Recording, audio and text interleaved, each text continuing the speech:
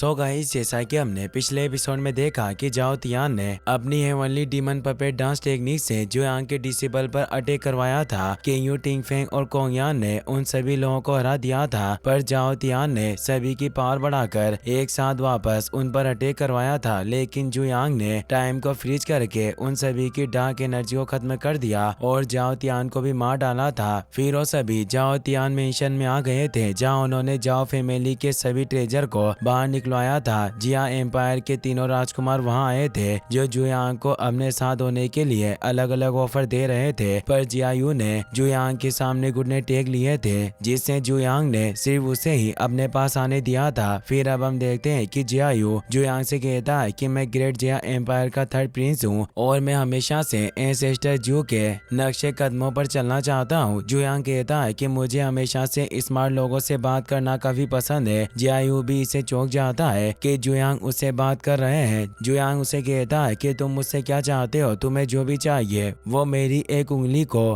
हिलाने के जितना आसान होगा, पर मेरी भी एक शर्त है कि तुम्हें मेरे ऑर्डर मानने होंगे। जियायू कहता है कि पूर्वज आप मुझसे क्या चाहते हो, तो जुयांग उसे कहता है कि मैं तुमसे अपने 3 काम करवाना चाहता हूँ। उसे लियांशु को जिंदा करने के लिए कुछ खास इंग्रेडिएंट की जरूरत थी, जिसे जियायू को ढूंढ कर लाना था। और जियायू की प्रॉब्लम थी कि उनके दुश्मन हेवनली स्वॉर्ड सेक्ट के लोग उन्हें काफी परेशान करते थे, इसीलिए वो चाहता था कि जुयांग उन्हें सबक सिखाए। फिर अब हम देखते हैं कि जुयांग अपने स्पीड शिप से सभी ट्रेजर को लेकर वहां से निकल चुका था। ओल्ड मिंग जुयांग से कहता है कि मैंने लियांशु के रिवाइव के लिए एक सुटेबल केव की खोज की है। वो केव नॉर्थर्न डेजर्ट के पहाड़ों में मौजूद है और उस गुफा में काफी ज्यादा मात्रा में स्पिरिचुअल एनर्जी मौजूद है, इसीलिए वो जगह लियांशु को जिंदा करने के लिए काफी अच्छी रहेगी। पर नॉर्थर्न डेजर्ट सेक्ट और ग्रेट जिया एम्पायर के बीच हमेशा से काफी मतभेद रहे हैं, इसीलिए मुझे नहीं लगता कि नॉर्थर्न डेजर्ट के लोग हमें वहाँ शांति से रहने देंगे। जुयांग उसे कहता है कि 10,000 साल पहले दुनिया के सभी सेक्ट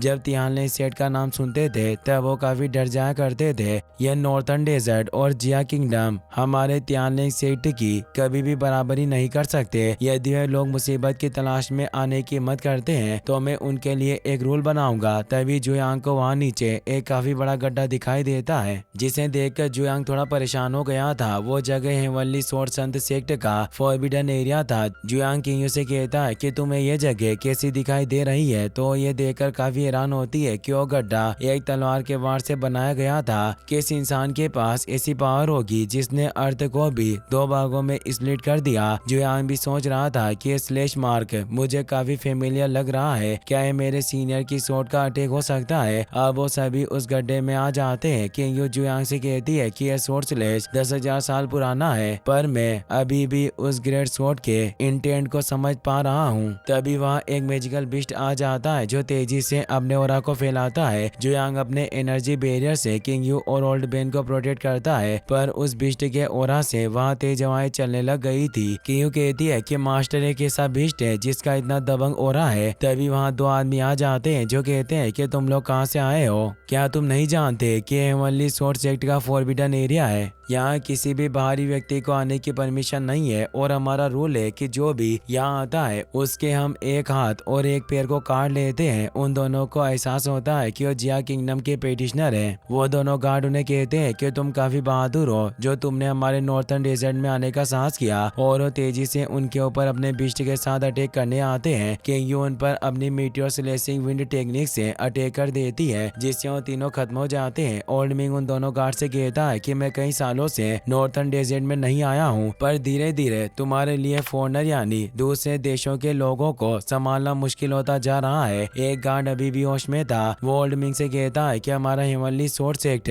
काफी पावरफुल है और हमारे सेक्ट की तरह ही यहाँ और भी कई सारे सेक्ट हैं, और मुझे नहीं लगता कि तुम सभी सेक्ट के क्रोध का सामना कर सकते हो। जुयांग आगे आकर कहता है कि मुझे ऐसा नहीं लगता, मेरा एक रूल है, जो सेक्ट मेरी आज्ञा का पालन करेंगे वो सेक्ट काफी आगे जाएंगे और समृद्ध होंगे, लेकिन जिन सेक्ट ने मेरा विरोध किया मैं उन सभी को नष्ट कर दूंगा। वो गार्ड कहता है कि तुम काफी एरोगेंट हो। हम हेवनली मास्टर सेक्ट के लोग निश्चित रूप से सीक्रेट सोल हॉल और वुजी पैलेस के साथ मिलकर तुम्हें खत्म कर देंगे। पर तभी किंग यू अपनी सोर्स से उस गार्ड को मार डालती है। जुयांग उसे कहता है कि तुम इस सोर्स स्लैश के किनारे पर जाओ, वहाँ मेरे हिसाब से एक पावरफुल जायंट सोर्ड होगी जहाँ तुम कल्टिवेशन करके अपनी पावर बढ़ाना, और वो ओल्ड मिंग को भी उसके साथ ही यहीं रुकने को कहता है ताकि उसे प्रोटेक्ट कर सके और वो खुद नॉर्थर्न डेजर्ट के सभी सेक्ट को अपना गुलाम बनाने के लिए निकल जाता है ताकि उसके लिए मुसीबत ना खड़ी कर पाए। जू यांग सबसे पहले हेवनली मास्टर सेक्ट में जाता है जहाँ के पेट्रियार्क को वो आसानी से हरा देता है, जिससे वो सभी जू यांग के सामने घुटने टेक लेते हैं और तियानलिंग सेक्ट के अधीन हो जाते हैं। जू यांग फिर सेक्रेट सोल होल के पेट्रियार्क को भी हरा देता है, जिससे वो सभी लोग भी जू यांग के सामने घुटने टेक लेते हैं। जू यांग फिर वुजी पैलेस के पेट्रियार्क को भी हराकर उन्हें अपने अधीन कर लेता है। वहीं हम ओल्ड मिंग को देखते हैं जो उस बिस्ट के लेग को रोस्ट करके खाने लगता है, पर उसे उसका स्वाद बिल्कुल भी अच्छा नहीं लगता और वो उस मीट को फेंक देता है। किंगयू वहाँ उस जायंट स्वॉर्ड के पास काफी घंटों से कल्टिवेशन कर रही थी और अब फाइनली किंगयू प्रमोट होकर नेसेंट सोल रियल्म के पीक पर पहुंच जाती है। ओल्ड मिंग इससे खुश होते हैं और उसे कहते हैं कि तुम काफी कमाल हो, तुम काफी छोटी उम्र में नेसेंट सोल रियल्म के पीक पर पहुंच गई। किंगयू कहती है कि मुझे जायंट स्वॉर्ड काफी अजीब लगती है क्योंकि इस स्वॉर्ड का इंटेंट मेरे साथ मेल खाता है, जिससे मैं आसानी से प्रमोट हो गई। ये एक बहुत ही पावरफुल स्वॉर्ड होनी चाहिए। जू यांग भी अब वहाँ जाता है। वो उन्हें बताता है कि स्वॉर्ड को मेरे मास्टर के द्वारा एक सीनियर स्टूडेंट को गिफ्ट किया गया था और ये स्वॉर्ड 90,000 सालों से उसी के पास थी। किंगयू कहती है कि सीनियर क्या आप इस स्वॉर्ड के ओनर को जानते हो? जू यांग बताता है कि ये मेरे सीनियर हुआ बुफान की स्वॉर्ड है। 90,000 साल पहले वो इस स्वॉर्ड को अपने साथ अपर रियल्म में लेकर गया था, लेकिन मुझे समझ नहीं आ रहा कि अब ये स्वॉर्ड यहाँ कैसे आई होगी, क्योंकि 10,000 सालों पहले जब वो एकांत में गया था तब यहाँ लोअर रियल्म में जरूर कुछ बड़ी दुर्घटना हुई होगी। वो अपनी एक फिंगर से उस स्वॉर्ड को टच करता है, जिससे उस स्वॉर्ड पर लगा हुआ फॉर्मेशन खत्म हो जाता है और उस स्वॉर्ड में से काफी तेज एनर्जी निकलने लगती है, जिससे आसपास के पेड़ भी उस एनर्जी से उखड़ जाते हैं और अब वो स्वॉर्ड अपने नॉर्मल रूप में आ जाती है। जू यांग काफी हैरान हुआ सोच रहा था कि यह स्वॉर्ड यहाँ क्या कर रही है, क्या किसी चीज ने सीनियर को अपनी स्वॉर्ड यहीं छोड़ने पर मजबूर कर दिया होगा।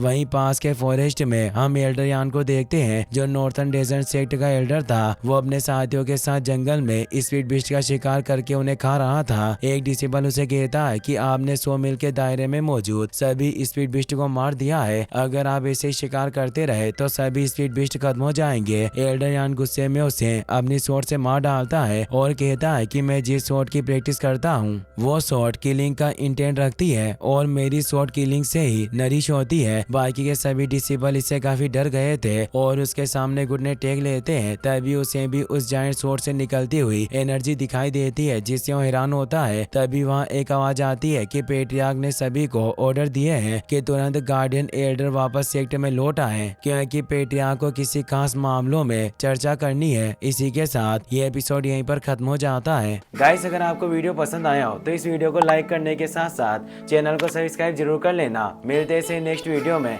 Thanks for watching.